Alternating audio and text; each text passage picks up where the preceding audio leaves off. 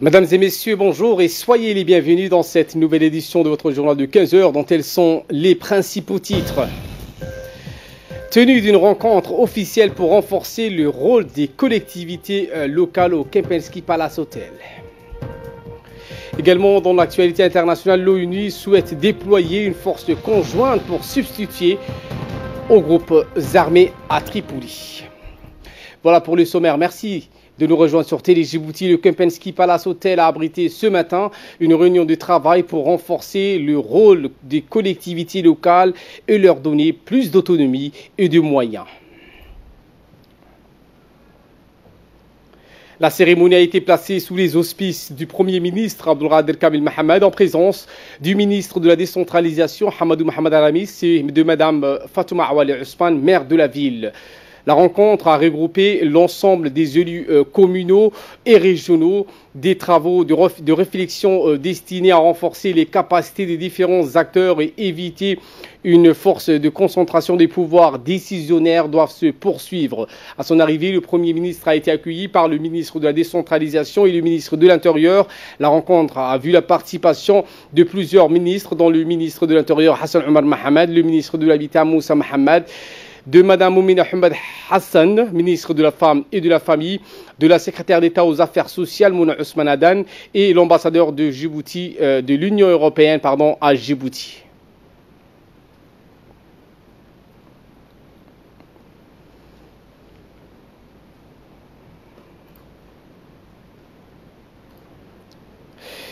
Madame Fatouma Awali Ousmane, maire de la ville, n'a pas manqué de remercier l'Union européenne et l'association des maires francophones qui appuient ce projet visant à renforcer tous les aspects et volets de la décentralisation, ce qui apportera, selon elle, une meilleure gestion des affaires locales. Je vous propose de suivre. Premier des événements qui nous réunit ici ce jour est le projet d'appui aux collectivités locales de Djibouti avec l'appui financier de l'Union européenne à hauteur de 950 000 € pendant 36 mois. Ce projet porte sur trois principaux objectifs suivants, à savoir le renforcement des capacités de l'Association nationale de collectivités locales djiboutiennes à assurer ses missions d'appui, de conseil aux collectivités et de plaidoyer, mais aussi le renforcement des capacités de la ville de Djibouti pour l'aider à assumer au mieux ses compétences. Et enfin, le renforcement des capacités des acteurs de la décentralisation. Monsieur le Premier ministre, Mesdames et Messieurs, à travers ce projet, nous sommes certains d'améliorer notre méthode de travail et d'apporter beaucoup de réponses aux préoccupations de nos communautés de base. Pour moi, je suis parfaitement convaincu que ce projet d'appui contribuera à l'affermissement de la décentralisation et à la bonne gestion des affaires locales, mais aussi servira à compléter et à soutenir le renforcement des capacités et l'autonomisation des collectivités locales qui sont les principales missions de notre association. En effet, les réalisations concrètes en termes d'équipement d'infrastructures, mais aussi le développement du savoir-faire sont les principales actions pendant les mois à venir qui permettront aux élus locaux d'ensemencer le terreau de la décentralisation qui est une volonté si chère à son Excellence M. Ismaël Omar Guelleh, président de la République de Djibouti. Nous en sommes rassurés encore aujourd'hui par la présence à nos côtés de son Excellence M. Abdelkader Kamil Mohamed, Premier ministre de la République, à qui nous voulons traduire toutes nos gratitudes pour son soutien permanent aux élus locaux djiboutiens et qui ne ménage aucun effort pour traduire l'engagement du gouvernement à approfondir la décentralisation. Et pour sa part, le ministre de la décentralisation a pris la parole pour remercier le Premier ministre d'avoir accepté de parrainer cet événement car cela témoigne de la volonté et de la détermination du gouvernement à s'engager dans le processus de la décentralisation. Selon le ministre Aramis, le processus de décentralisation a franchi au fil du temps des étapes importantes évitant les écueils. Suivons le mot du ministre de la décentralisation. Gardons-nous de tout malentendu. Je ne voudrais pas qu'on comprenne et qu'on réduise notre politique de décentralisation à une simple gestion administrative. Je ne voudrais pas qu'on tienne nos élus locaux pour de simples relais de l'administration centrale. Car l'ambition que le président de la République à assigner à notre décentralisation, c'est aussi d'ouvrir une nouvelle ère de développement économique répartie sur l'ensemble du territoire national, de sorte à ce que notre croissance économique soit aussi le vecteur d'un développement social par le biais de la lutte contre le chômage et la précarité de toutes sortes. C'est pourquoi mon département s'évertue aussi à mettre en place les dispositifs techniques et législatifs pour que la décentralisation impulse un développement économique de nos territoires basé sur les potentialités et les spécificités de chaque région en adéquation avec la vision 2035 et les plans de développement régionaux arrêtés en Conseil des ministres. J'ai commencé mon intervention en rappelant que la décentralisation est un processus de longue haleine. Néanmoins, ces succès d'étapes et de conquêtes nous encouragent à persévérer et même à accélérer la cadence. C'est pourquoi cette année, en ouvrant le chantier de la fiscalité locale, le gouvernement a envoyé un signal politique fort pour montrer que ce processus a encore franchi un palier supplémentaire. Et à l'avenir, nous allons encore franchir d'autres paliers. Et cela va de soi que le pouvoir public fera tout pour progresser sur ces schémas. Mais dans cette aventure, nous avons besoin de toutes les énergies, aussi bien des acteurs publics que privés. Et comme l'a rappelé à juste titre le président de la République lors de la journée de l'alimentation, la semaine dernière, je réitère ici encore mon appel aux investisseurs aussi bien nationaux qu'internationaux. Nos régions regorgent des opportunités, venez y investir. L'État vous accompagnera avec des mesures incitatives. Prenant la parole en dernier, le Premier ministre a également abondé dans le même sens, d'autant qu'il vient d'achever une tournée dans les régions de l'intérieur pour évaluer les avancées enregistrées en la matière et concernant ce processus conduisant à une décentralisation plus effective de jour en jour. Depuis plus d'une décennie, notre pays est engagé sur la voie de la décentralisation harmonieuse et équilibrée de l'ensemble du territoire national, la promotion de la démocratie locale, la participation des citoyens dans les actions de développement et la gestion des affaires publiques. Toutefois, force est de constater qu'à l'aune de l'objectif de développement durable, ce processus reste inachevé, mais les efforts entrepris restent inlassables à tous les niveaux du processus. Comme vous pouvez le constater, le gouvernement a pris de nombreuses mesures pour propulser le processus de la décentralisation en mettant l'accent en premier lieu sur la déconcentration des services publics et administratifs, le renforcement de l'administration générale et territoriale pour un développement des infrastructures et services dans les 5 régions suivent déjà son cours. Mesdames et messieurs, le gouvernement a engagé un processus de réforme dans le but de moderniser et de développer le pays, signalant que la décentralisation et le développement local occupent une place importante dans l'action de l'État.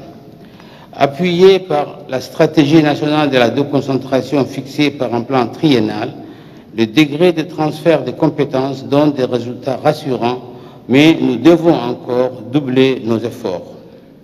La mise en place d'une commission nationale de la décentralisation, appuyée par un comité technique et une structure de coordination territoriale pour prendre les mesures nécessaires au transfert effectif des compétences et assurer un suivi régulier de la mise en œuvre de la stratégie de la décentralisation, démontre l'engagement du gouvernement pour rendre effectif ce processus. J'espère que d'ici 2019, après une étude de suivi-évaluation du SCAP, nous obtiendrons de véritables contours sur le degré d'effectivité de ce processus. Mesdames et messieurs, la décentralisation en tant que processus politique est complexe et parfois conflictuel, requiert un leadership permanent et l'engagement ferme de l'État dans le transfert effectif des compétences et des ressources vers les collectivités territoriales décentralisées. C'est ce qui ne manque pas au gouvernement. C'est pourquoi, depuis la rentrée gouvernementale, j'ai effectué différentes réunions sectorielles sur l'évaluation des degrés de transfert de compétences. J'étais accompagné par le ministre de l'Intérieur, le ministre délégué chargé de la décentralisation, le ministre du Budget ainsi que d'autres membres du gouvernement et les députés des régions. C'est l'heure de l'appel à la prière à la Asr. Je vous retrouve dans quelques instants. Également dans l'actualité, le président de l'Assemblée nationale, Mohamed Ali Hamad, est au Rwanda où il participe à une session des travaux du Parlement panafricain. Le président de l'Assemblée djiboutien a prononcé à cette occasion un important discours dans lequel il a insisté sur le défi qui attend tous les parlements africains pour mettre en œuvre notamment les outils du développement économique. Cette session est dirigée par le président du Parlement panafricain, le Camerounais Roger Nkodo, élu en mai dernier.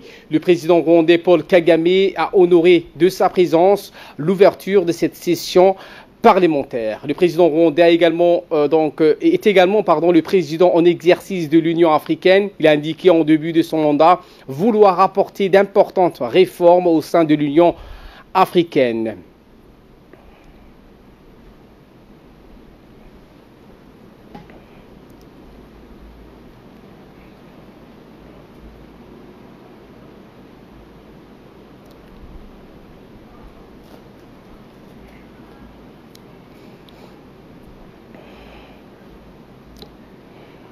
Dans son intervention, le président du Parlement djiboutien, Mohamed Ali Hamad, a souligné que le Parlement panafricain est le haut lieu où les Africains font leur choix.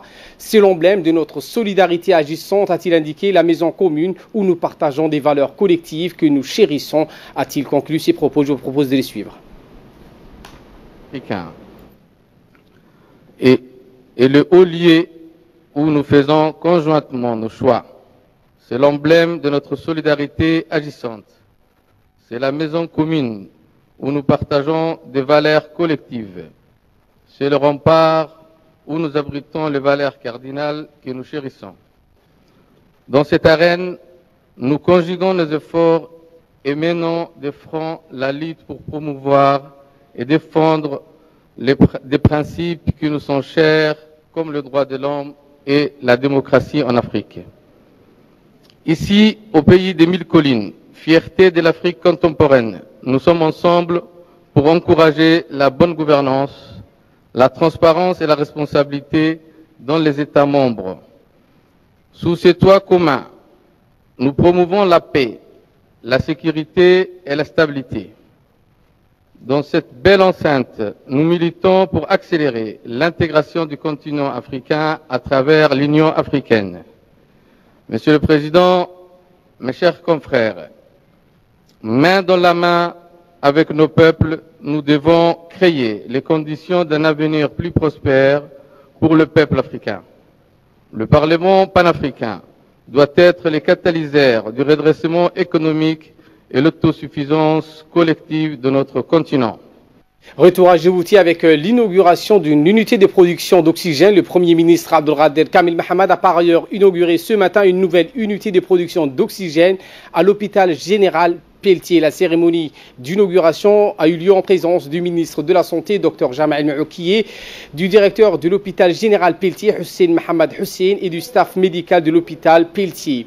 Une aire d'honneur a été formée à l'arrivée du Premier ministre par l'ensemble du personnel et des médecins de l'hôpital, puis il a procédé à la coupure du traditionnel ruban inaugural. Par la suite, le Premier ministre Abdelkader Kamil Mohamed et le ministre de la Santé ont suivi une visite guidée de l'unité de production d'oxygène sous les explications et l'éclaircissement du directeur de l'hôpital. Avec une capacité de production supérieure de 200 bouteilles par jour, cette nouvelle unité apportera un plus et répondra aux besoins de l'hôpital. Elle a été financée par le Fonds saoudien du développement économique.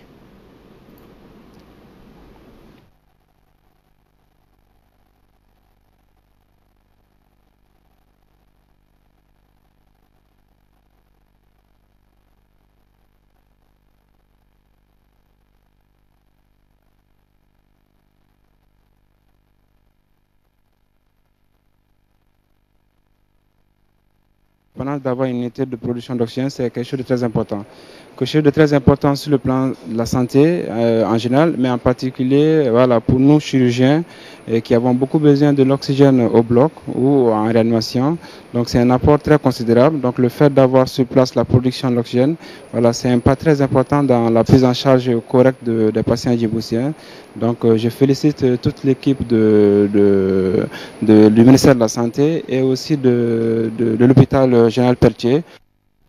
Dans un mot prononcé à cette occasion, le ministre de la Santé, Dr Jamal Nouki, a indiqué que cette nouvelle unité de production d'oxygène est totalement automatisée et répond aux normes de qualité et de préservation de l'environnement. Il a demandé à tous les personnels chargés de sa gestion d'en faire bon usage et de pérenniser cette importante unité de production d'oxygène. Écoutons le ministre de la Santé. Vous voyez vous-même, la centrale a une capacité de 200 bouteilles par jour. Ce qui est extraordinaire, c'est qu'il y a une première pour les hôpitaux de la République du Djibouti. Cette centrale servira que l'hôpital Pelletier. Il y a 2 autres centrales, une autre neuve qui se fera à PK12 bientôt, qui sera inaugurée, et elle qui va servir les 5 régions et les restes des hôpitaux. Un oxygène pur de 99% de pureté, ce qui est vraiment exceptionnel. Hier, là où elle était à l'hôpital Pelletier, et aujourd'hui, il y a une différence vraiment énorme. Il y a les médecins spécialistes qui ont été multipliés par 3. Il y a le personnel paramédicaux qui a été recruté. L'hôpital Pelletier a un staff dynamique et qui travaille. Il y a la collaboration cubaine. Il y a aussi des frères maliens, franco-maliens et maliens qui sont là, qui appuient la République de Djibouti. Et pour nous, c'est un honneur de compter sur eux aussi. Et nous le remercions. Quant au Premier ministre Abdelkader Kamil Mohamed, il s'est dit satisfait de la finalisation de ce projet et remercie le pays donateur. Suivant les propos du Premier ministre. Les équipements sont tous flambant neufs, c'est une très bonne chose. En général, l'oxygène est pompé à partir de l'air ambiant, hein, donc c'est ce qui se passe ici.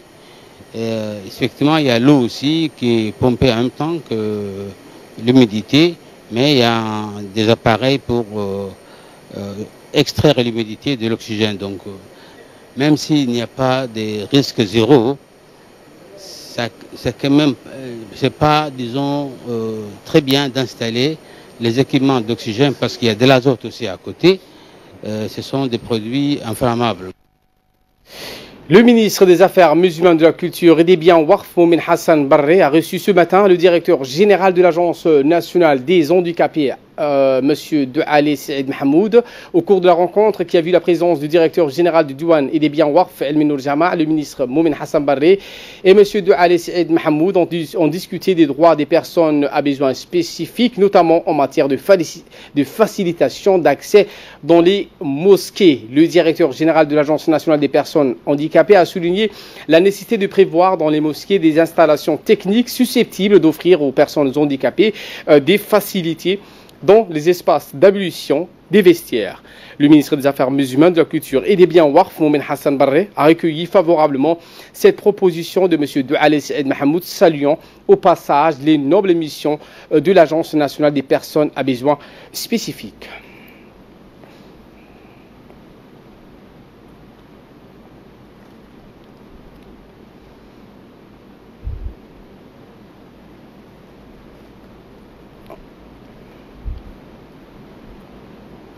Le directeur général de la police nationale, le colonel Abdillahi Abdi Farah, a reçu ce matin dans l'académie de police Idriss Farah Habani, le nouveau commandant des forces françaises stationné à Djibouti, le général de brigade aérienne Éric Guerniez. Cette première visite de courtoisie a permis au nouveau commandant des forces françaises installé à Djibouti d'établir le contact avec le haut commandement de la police nationale. L'occasion pour les directeurs généraux de la police nationale de souhaiter la bienvenue aux hauts gradés militaires français. L'objectif de cette visite du nouveau commandant des forces françaises stationné à Djibouti à l'académie de police Idriss Farah Habani est le renforcement des capacités techniques, logistiques et opérationnelles des différentes entités de la police nationale.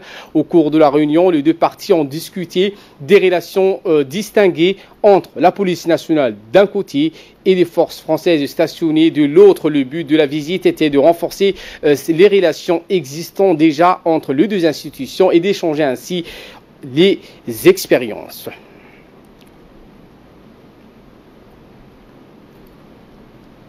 Après cet bref entretien avec le colonel Abdoulaye Abdi, le nouveau commandant des forces françaises stationnées à Djibouti a effectué une visite des différentes institutions de la police nationale. Au cours de la visite d'inspection, il a reçu des explications détaillées des divers départements directement de la part du directeur général de la police nationale, le colonel Abdoulaye Abdi Farah.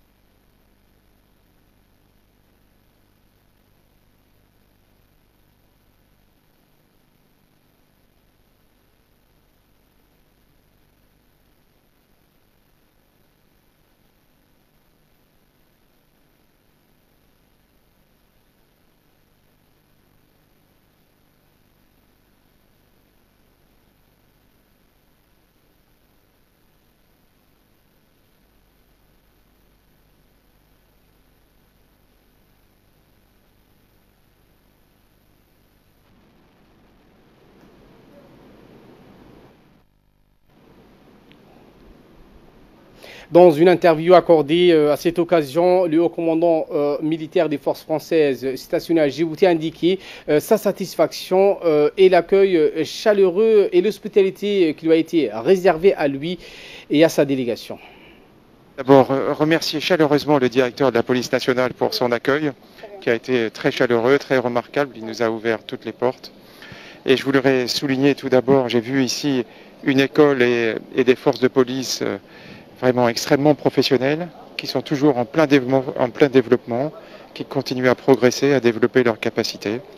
Donc une visite extrêmement enrichissante. Nous nous sommes accordés sur continuer à développer des capacités à travailler ensemble, à travailler en commun, à partager du renseignement, de l'information et être capable d'intervenir si nécessaire ici ensemble. Et je tenais aussi à souligner que toute l'action de la police ici, qui était extrêmement importante pour assurer la sécurité, notre propre sécurité des forces françaises à Djibouti. Et cette collaboration, elle est extrêmement précieuse pour nous.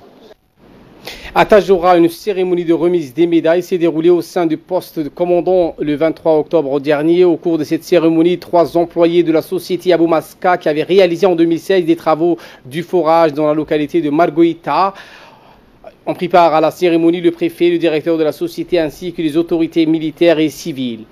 En application du directive du général du corps d'armée Zakaria Cheikh Ibrahim, chef d'état-major général des armées, le chef de corps du Riyad, le lieutenant-colonel Ali Cheikh Daoud, a décerné aux 3 employés de la médaille du chevalier de l'ordre national du 27 juin. À travers cette distinction, le SEMGA souhaite récompenser ces 3 employés pour les mérites, notamment pour leur courage et abnégation aux côtés de nos militaires lors des tentatives de sabotage perpétrées par des mercenaires armés sur le site du forage de Margoïta en août dernier.